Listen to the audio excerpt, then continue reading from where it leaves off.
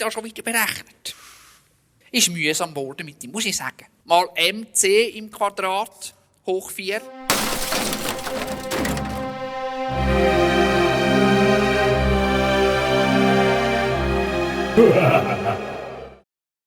Herzlich willkommen zurück bei der Kindersendung. Mega schön, dass du wieder eingeschaltet und verbringst die Zeit mit uns.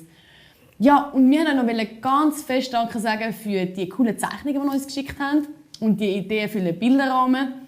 Wir sind leider noch nicht dazu gekommen, um die Sachen aufhängen und aufstellen, aber das werden wir ganz sicher auf nächstes Mal machen.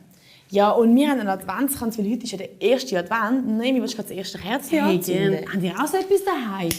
Weihnachtsdekoration oder vielleicht haben ihr auch das erste Kerzchen schon angezündet? Ja, und in der Geschichte, letztes Mal hat ja der Micha erzählt vom Buch. Ja, Nathalie, ich habe so ein Buch angefangen zu basteln. Schaut mal, Kinder, ihr dürft auch daheim so ein Büchlein basteln, wie der Micha letztes Mal gezeigt hat. Wisst ihr noch, das Büchlein ohne Worte, das die Geschichte des Evangeliums erzählt. Ihr könnt daheim einfach normal auf 4 Seiten nehmen. Eine gelbe Seite braucht ihr, eine schwarze, eine rote, eine weiße und eine grüne. Und einfach faltet die Seite zusammen und zusammenkleben, sodass sie auch so ein Büchlein haben. Und am Schluss die letzte Seite kleben da. So kleben. Und wenn es fertig ist, könntet ihr mit dem Schere einfach schön schneiden und tun, dass es schön aussieht.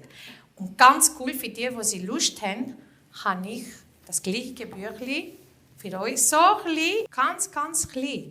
Das ist ganz einfach.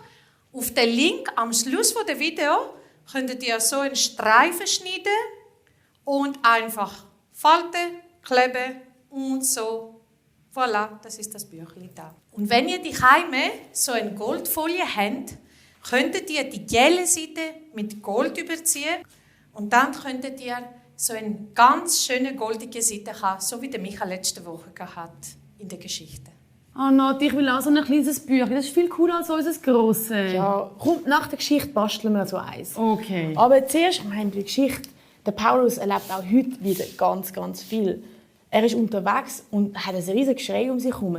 Mal schauen, was das mit dem auf sich hat. Hey, und der Paulus und seine Begleiter vertrauen auf Jesus, weil sie wissen, dass er die ganze Macht hat.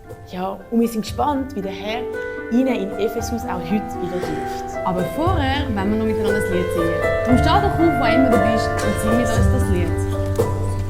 Jeden Tag und in jeder Nacht weiß ich, dass du mir zur Seite stehst und auf allen Wegen mit mir gehst.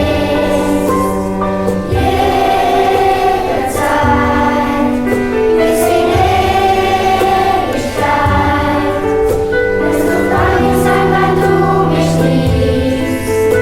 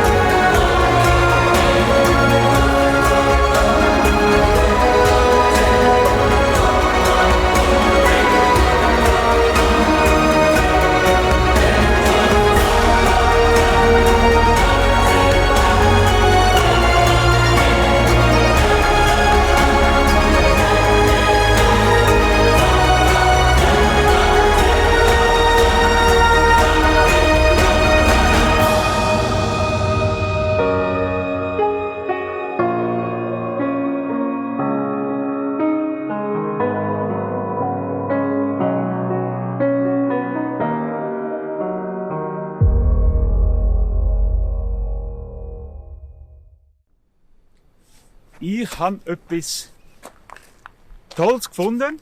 Das Beste, eine beste Pflanze nämlich. Die ist schön grün und jetzt muss ich da schauen, dass sie noch ein bisschen grüner wird oder vielleicht ein bisschen farbiger noch. Siehst du jetzt da, die sieht schon recht gut aus. Jetzt nehmen wir aber da noch ein bisschen Wasser rein.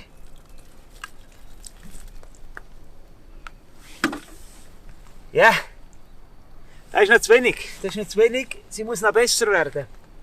Also, jetzt, eine Pflanze braucht ja immer Licht. Also jetzt müssen sie, ja genau, vielleicht ein bisschen da aufstellen. Da aufstellen. Dann hat sie da noch ein bisschen Licht. Und dann, ja, dann sollte das gut kommen.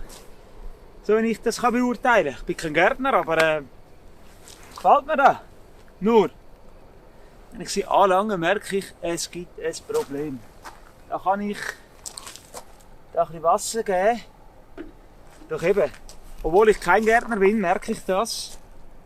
Die Pflanze, du kannst sie jetzt nicht anlangen. Vielleicht erkennst du es sogar, was das Problem ist. Die Pflanze, die lebt nämlich gar nicht. Das ist eine künstliche Pflanze, sagt man. Oder man könnte sagen, es ist wie eine tote Pflanze. Die wächst nicht. Da kann ich jetzt da noch lang Wasser geben. Ich kann sie noch lange da ans Licht stellen. Es nützt alles nichts. Die wächst nicht mehr.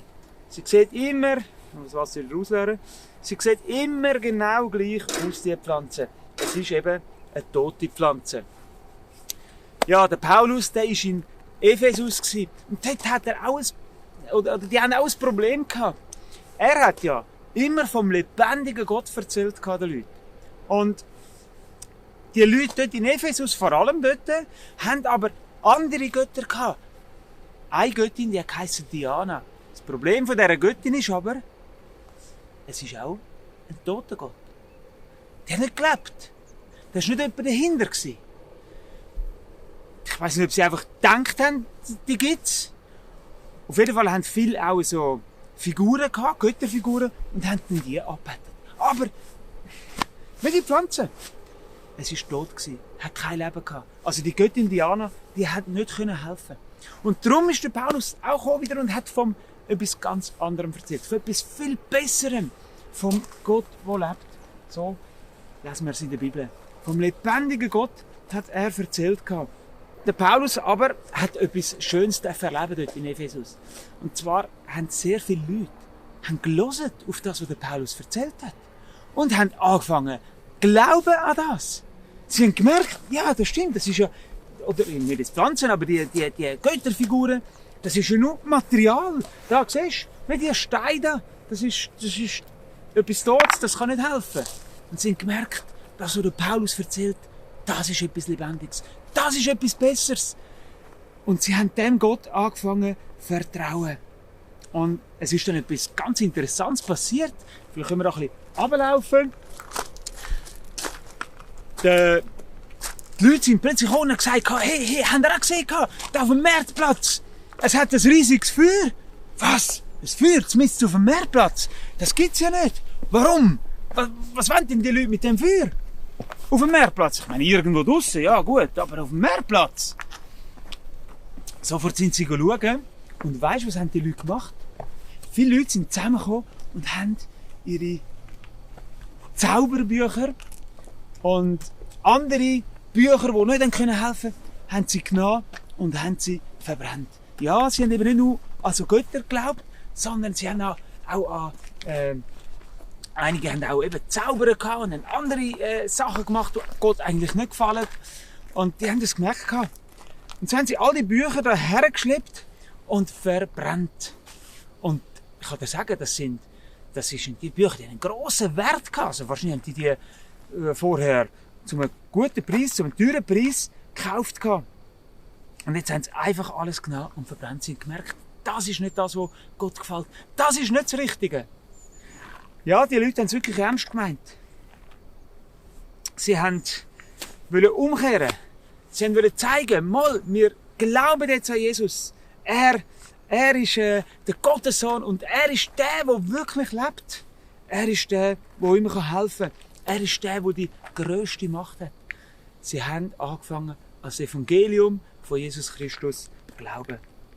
Ja, sie haben gemerkt, dass eben die Zaubereien, die die Sterndeutereien und die Götterfiguren, all das keine Macht hat oder nicht helfen kann oder nur wenig Macht hat. Ich weiss nicht. Aber es gibt genauso Sachen, auch heute noch. Auch heute gibt es viele Leute, die an alles Mögliche glauben. Zum Beispiel auch an Stein.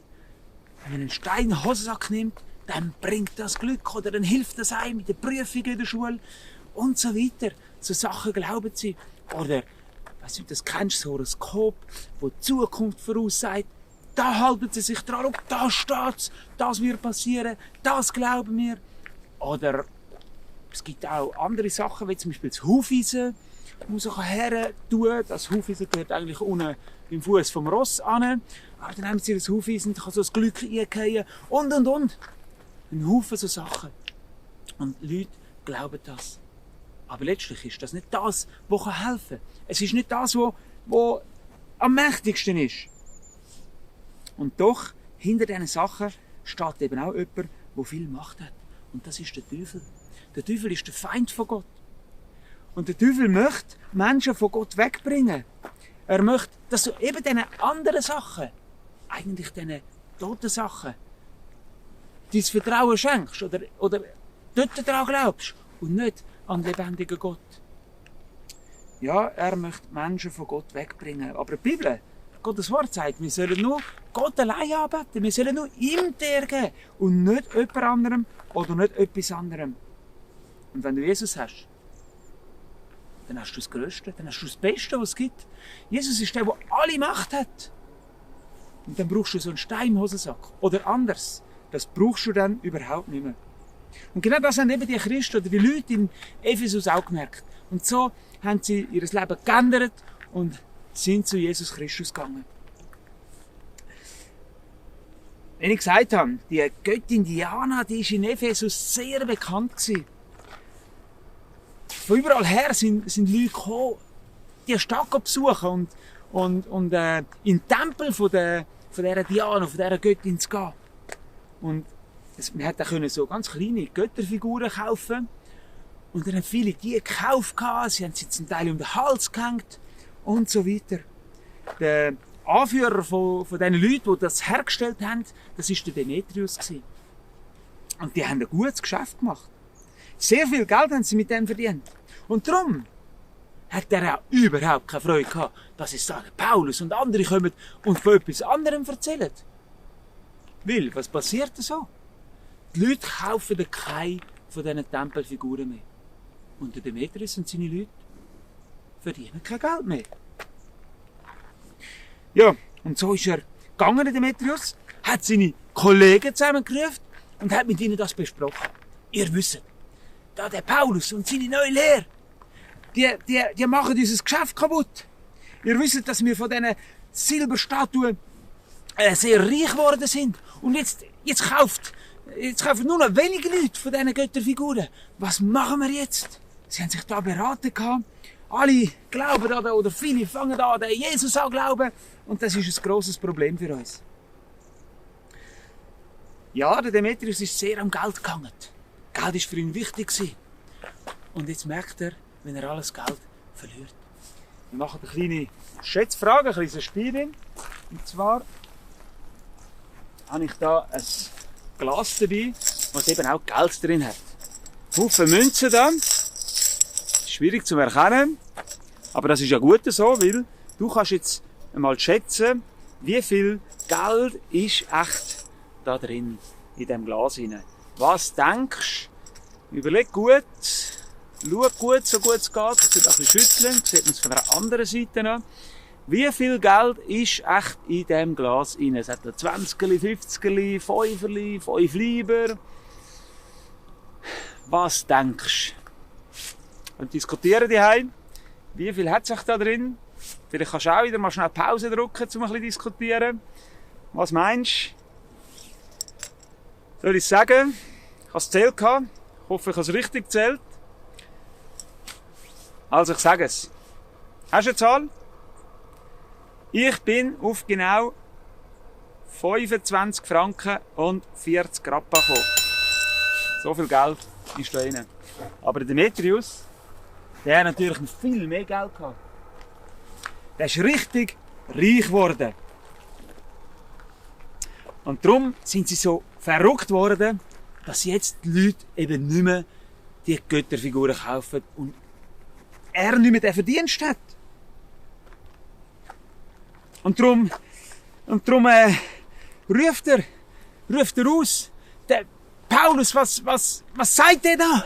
Unsere Göttindianer, das ist doch die Richtung. Die kann doch helfen. Aber nein, das ist eine tote Göttin. Die kann nicht helfen. Tote Götter können nicht helfen. Nur Jesus kann helfen. Menschen haben Jesus zwar auch getötet. Nur das Problem, oder nicht das Problem, der Punkt ist, Jesus ist nicht tot geblieben.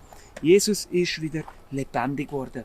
Gott hat ihn wieder auferweckt. Jesus ist auferstanden, er lebt. Und damit hat er gezeigt, dass er eben mächtiger ist sogar als der Tod. Mächtiger ist als Böse, mächtiger ist als die Sünde. Wir lesen das in der Bibel in Matthäus 28, Vers 18. Dort heißt es, mir ist gegeben alle Macht im Himmel und auf der Erde. Das sagt Jesus. Also Jesus ist alle Macht gegeben im Himmel und auf der Erde. Er ist mächtiger auch als sein Feind, als Satan. Und weiterhin an einer anderen Stelle heißt es, der in euch ist mächtiger als der in der Welt ist. Das ist natürlich etwas an die an Jesus glauben. Jesus, der in euch ist mächtiger als der in der Welt ist. Und mit dem, der in der Welt ist eben auch der Teufel gemeint. Gott ist grösser als alles. Ja, er hat ja alles gemacht. Die Menschen, die Welt und die Natur. Alles ist von ihm erschaffen. Er hat alles gemacht. Und auch der Paulus hat Gottes Macht schon so oft jetzt erleben. Wie wir es jetzt auch die letzten paar Sendungen immer wieder erzählt haben. Er hat erlebt, wie gross und mächtig das Gott ist. Und Gott will aber nicht nur seine Macht zeigen. Nein, er will auch seine Liebe zeigen. Seine Liebe zu den Menschen, zu mir, zu dir. Weil er möchte, dass wir mit ihm leben können. Für immer und ewig. Das ist sein Wunsch. Darum hat er die Menschen auch erschaffen. Und darum danke ihm dafür, wenn du ihn gefunden hast. Wenn du ihn hast kennenlernen und an ihn glaubst. Und vielleicht an dieser Stelle, bete auch gerade für die ihn eben noch nicht kennen. Schulgespende oder von der Nachbarschaft oder sonst andere Kinder oder Leute. Bete für sie, dass sie auch Jesus kennenlernen dürfen. Der grosse, mächtige Jesus. Und ich habe ein Lied gefunden, das ganz gut passt, wo wir jetzt auch gerade miteinander singen können. Was eben genau das heisst. Jesus ist grösser, stärker und besser.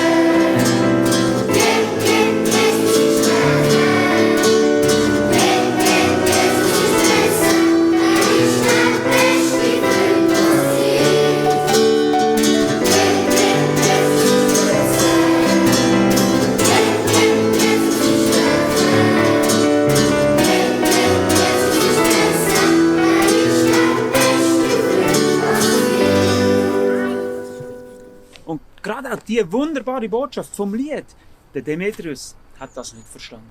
Darum ist er wahrscheinlich so wütig geworden. Und er hat seine Leute zusammengetrommelt und gesagt, hey, das geht nicht, wir müssen etwas unternehmen. Und dann sind sie rausgegangen und haben angefangen zu schreien, gross ist Diana von Ephesus. Und die Leute haben das gehört. Wir sind ganz durcheinander geworden. Hä, was ist denn los? Wo ist das Problem? Und immer mehr Leute sind da zusammengekommen, die haben dann angefangen mitzurufen. Und sie sind, es hat dort so ein grosses Theater gehabt in dieser Stadt und sie sind richtig das Theater gegangen. Wir gehen jetzt da auch gerade so in das Theater rein.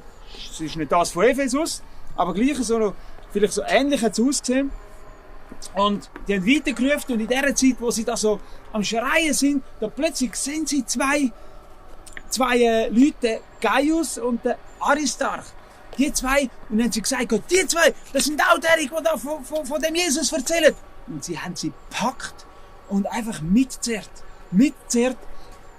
in das Theater hier. Denen wollen wir es jetzt zeigen, die zwei müssen daran glauben. Ja, die zwei haben nicht gewusst, was ist da passiert. Sie sind einfach mitgeschleppt worden, mitgerissen worden und haben nicht gewusst, was kommt. Und weißt du, was haben sie gewusst? Dass Jesus bei ihnen ist. Das haben sie mit Sicherheit gewusst. Und wahrscheinlich haben sie gerade im Herzen auch gebetet zu Gott. Ja, und das ist das Wunderbare, das können wir. Mit Jesus reden, zu ihm beten. Immer und überall. Eben manchmal vielleicht sogar nur in Gedanken, im Herzen beten. Und dann hast du wissen, er hört dich. Ja, er ist bei dir. Er will dir helfen. Durch seinen Heiligen Geist ist er nämlich, oder wohnt er in allen, die an ihn glauben. Und dann müssen wir keine Angst haben. Egal was passiert. Auch wenn es gerade jetzt so gefährlich wird, eben wie für die zwei Freunde von Paulus. Paulus selber hat das auch gerade mitbekommen. Und er hat auch sofort da ins Theater schauen, was da los ist.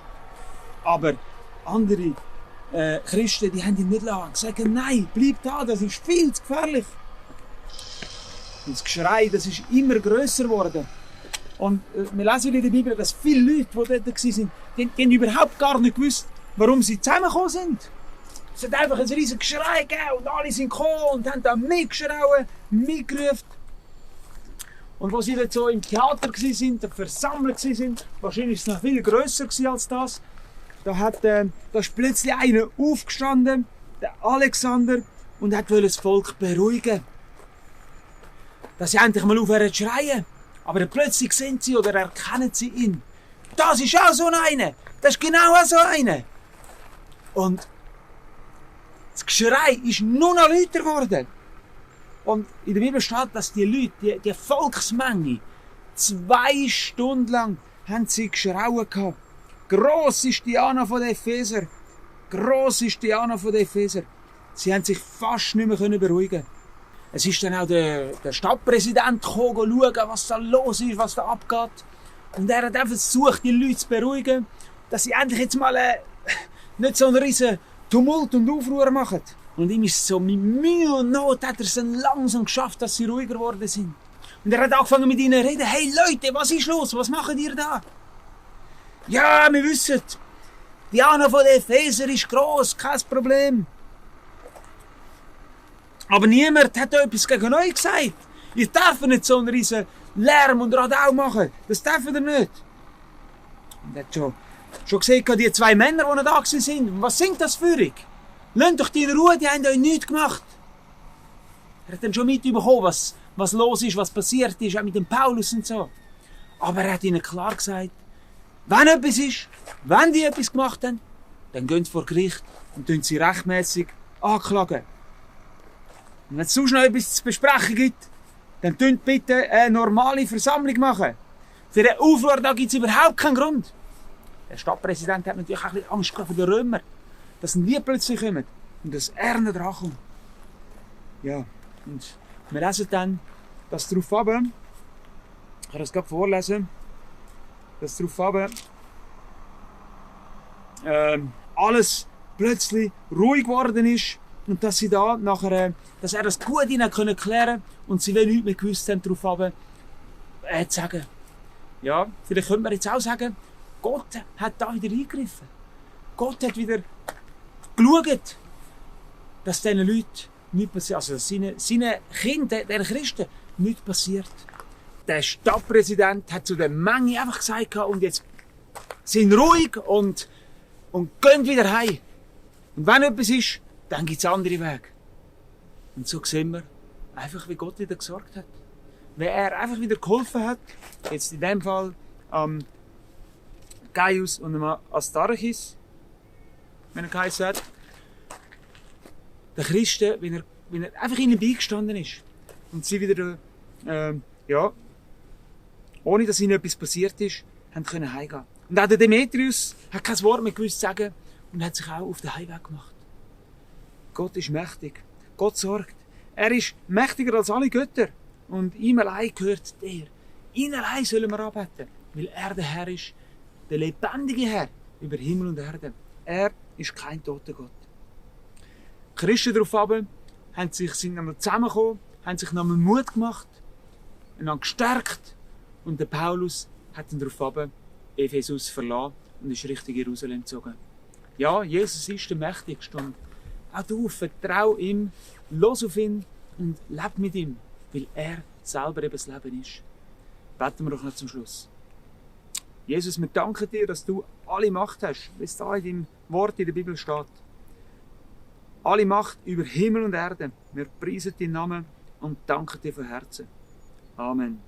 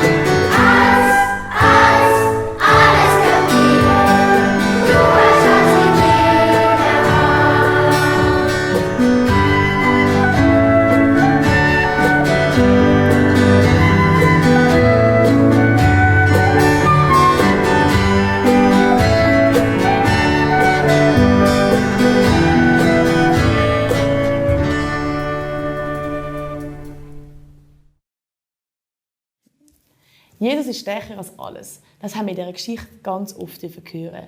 Und jetzt wollen wir auch schauen, wie gut ihr bei der Geschichte aufgepasst habt. Und darum haben wir wieder ein paar Fragen parat. Noemi, willst du anfangen? Hey, das ist gut.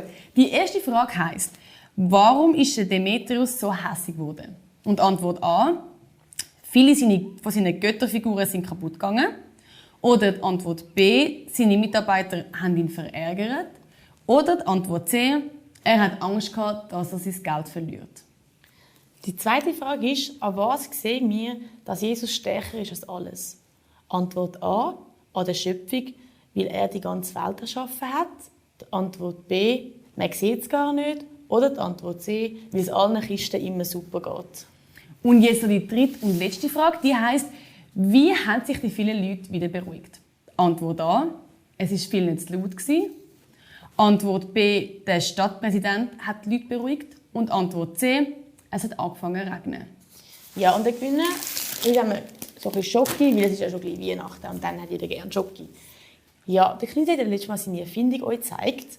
Und jetzt wollen wir mal schauen, ob er sich verstecken kann von denen, die sie ihm klauen.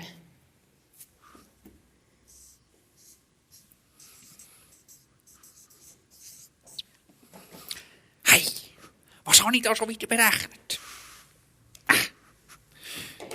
Das tue ich nachher noch berechnen. Jetzt kann ich mich irgendwie gar nicht konzentrieren. Noch ein Bützerchen da, damit es schön aussieht, wenn wir es dann vorführen. Heute ist dann da ein riesen Dreck drum. Hey, nochmal. So. Bin kommt dann der geschwind. Er sollte eigentlich nicht mehr geschwind heißen, sondern eher so irgendwie spät oder so.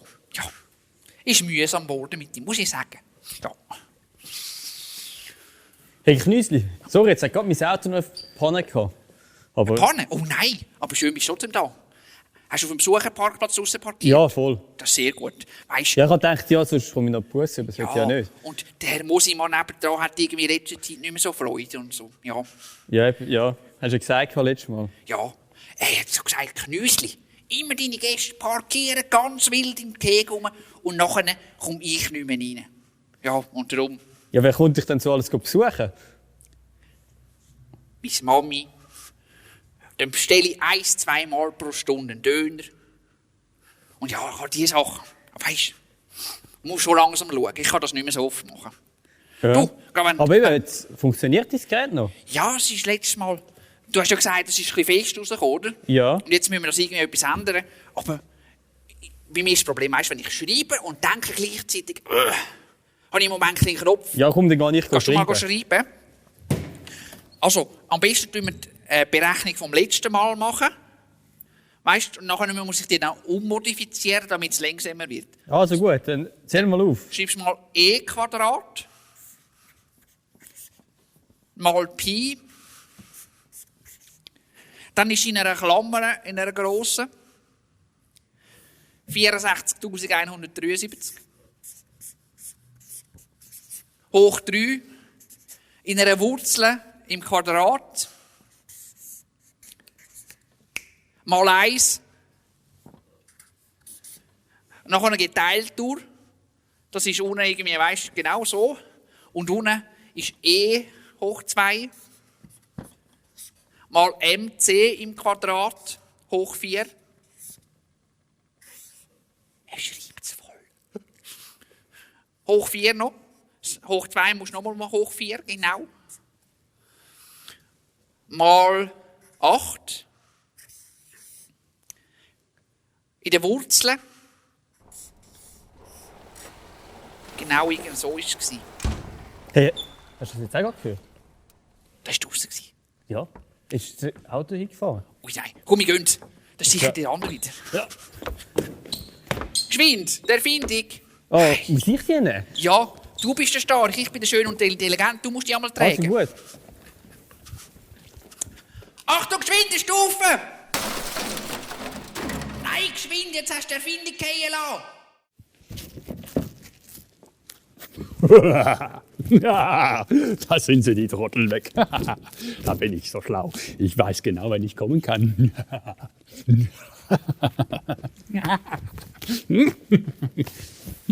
Wo sind sie denn? Weg. Ja, wunderbar.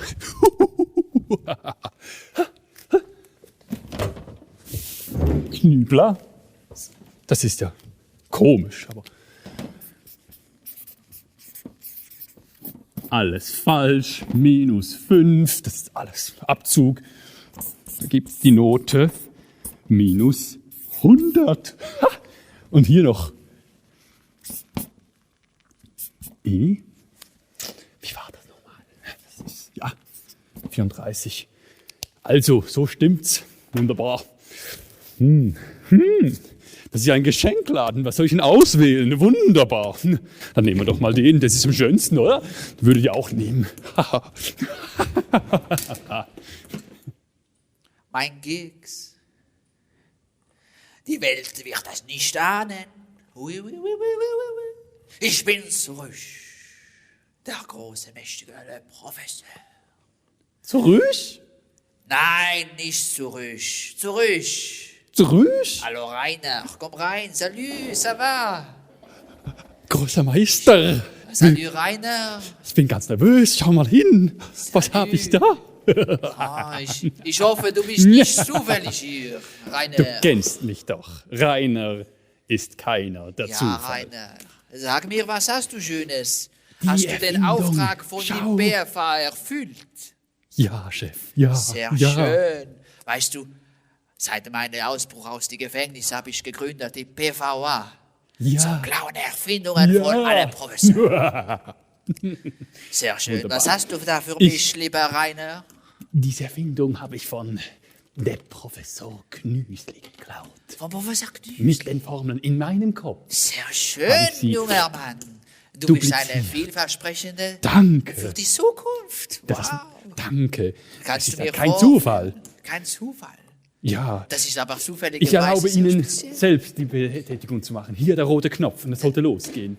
Ich habe es gefüllt mit Masken und diese Masken sollten dann hier rauskommen. Wollen Sie mal eine Maske ausprobieren? Ja, das Drücken Sie den probieren roten wir Knopf. aus. Nochmal, bisschen fester. Was ist das? Gleich hat es einen Wackenkontakt. Drücken Sie noch mal drauf. Rainer, willst du mich Ja. veräppeln? Nein, auf keinen Fall, großer Ich Meister. warn dich. Ja? Ich wollte nur das ausprobieren. Ich Nein, sehe dich. Ja? Aber Rainer, du bist ein Schlitzdörr. Ein ich Schlitzer. glaube, die Formel hat nicht ganz gestimmt dort. Wir probieren noch mal, okay? Bitte. Ich sehe kein Mask. Wo ist ein Mask für mich? Ich habe sie hier gekauft, extra für uns. Rainer, das ist- Rainer. Dich mag da hier keiner. Ja, das ist dummer Zufall, aber Ja, das ist sehr dummes Zufall ist mein Nachname, von dem her, ja. Rainer, ich kann nicht brauchen in meiner Organisation Versager wie dich. Also, das ist auch wieder Verschwinde aus Zufall, meinen dass du das Augen. sagst. Nein, verschwinde aus meinen Augen. Als Strafe, du gehst in meine Fabrik der Keks. Du machst mir ganz viele von diesen Keks. Nein, das ist mein Keks. Du gehst in Darf die ich mal Firma und machst. probieren? Nein, Bitte, bitte. du als Strafe in Aber- eine Keksfabrik. Also gut. Überall nur Idioten. Aber groß und mächtig wie zuvor ist zurück der Professor.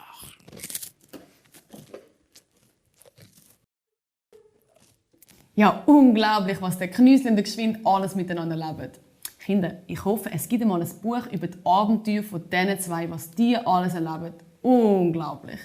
Ja, und wie auch jetzt schon letztes Mal, dürft ihr auch uns das mal wieder eure Bastelsachen oder Bilder oder Zeichnungen einschicken, damit wir in unser Studio ein bisschen Farben machen können und eure Zeichnungen auch den anderen Kindern zeigen. Und weil bald Weihnachten ist, haben wir gedacht, wir wollen einen Tannenbaum aufstellen.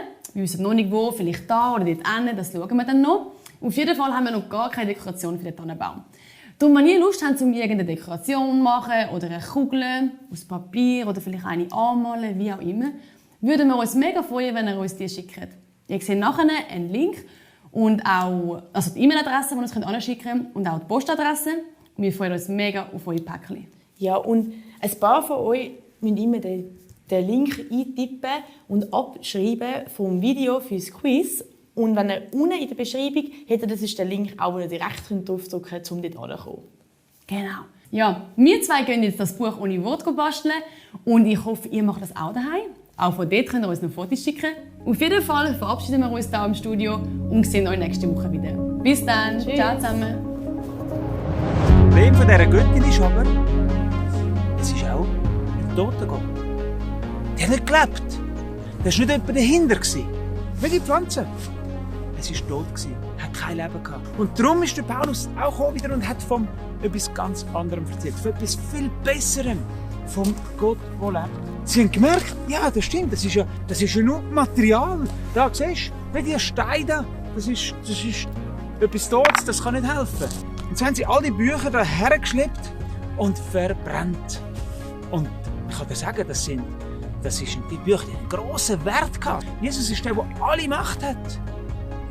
Dann brauchst du so einen Stein im Hosensack. Oder anders. Das brauchst du dann überhaupt nicht mehr. Und die haben ein gutes Geschäft gemacht. Sehr viel Geld haben sie mit dem verdient. Und darum hat er auch überhaupt keine Freude gehabt, dass es Paulus und andere kommen und von etwas anderem erzählen. Also Jesus ist alle Macht gegeben im Himmel und auf der Erde. Und er hat seine Leute zusammengetrommelt und gesagt, hey, das geht nicht, wir müssen etwas unternehmen.